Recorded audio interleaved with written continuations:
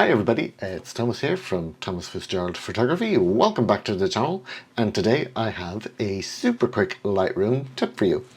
So this is one of those things that I've been using for a long time, and when I recently showed this to somebody, they were like, whoa, I didn't know you could do that. So I think once you learn how to do this, you'll realize it can save you a ton of time when you're editing your photos in Lightroom.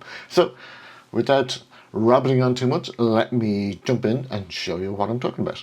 So I'm here in Lightroom, we're in the develop module, and I just have a photo here. It's of Glendalough and Wicklow in Ireland, which is one of my favourite places. So typically when you start to edit, the first things you do is probably you're going to work with the tone panel. So we might adjust exposure, maybe a bit of contrast, maybe bring down the highlights and bring up the shadows. Okay, fairly straightforward, but what if I told you there was another way?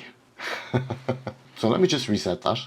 If I go up here to the histogram, and you'll notice as I move my mouse cursor over the histogram, you'll see different areas highlight, and underneath you will see the names of the areas. So for example, in the middle here is exposure. And you'll also notice that the cursor has changed into a drag cursor. So I can actually drag on the histogram, and if I drag in the middle here, I'm adjusting my exposure. And then if I move up here, I'm adjusting my highlights. And if you look at the sliders underneath, you can see they're changing too. And then down here, I can adjust my shadows, blacks, and so on. The only thing you can't really adjust here is contrast. But as you can see, it's actually, once you get the hang of this, it's a really quick way of editing the basics. So you're probably saying to yourself, that's all well and good, Thomas, but what kind of advantages is there? So let's say, for example, you're doing something, say down here, maybe you're adjusting the color grading tool, something like this, and you think to yourself, it's made it a little dark now, I want to adjust the overall exposure. So instead of having to scroll all the way back up, you can just pop up to the histogram and quickly adjust it. Same, say if you were putting in a vignette. Oh, I already have a vignette. So say you're adjusting the vignette like so, and again you think, oh, I need to adjust something here. So again, you can drag your exposure or your highlights or your white.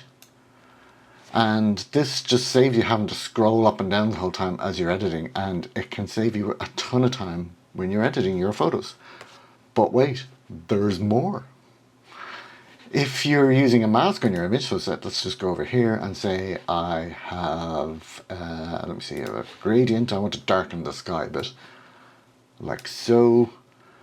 And we adjust our exposure, maybe bring up a contrast and our clarity. And you're thinking again, oh, it's got too dark. So, and I want to adjust the overall exposure. Well, you don't have to jump back out of the masks, go back over to the main thing, because the histogram is still active. You can still drag on the histogram like so.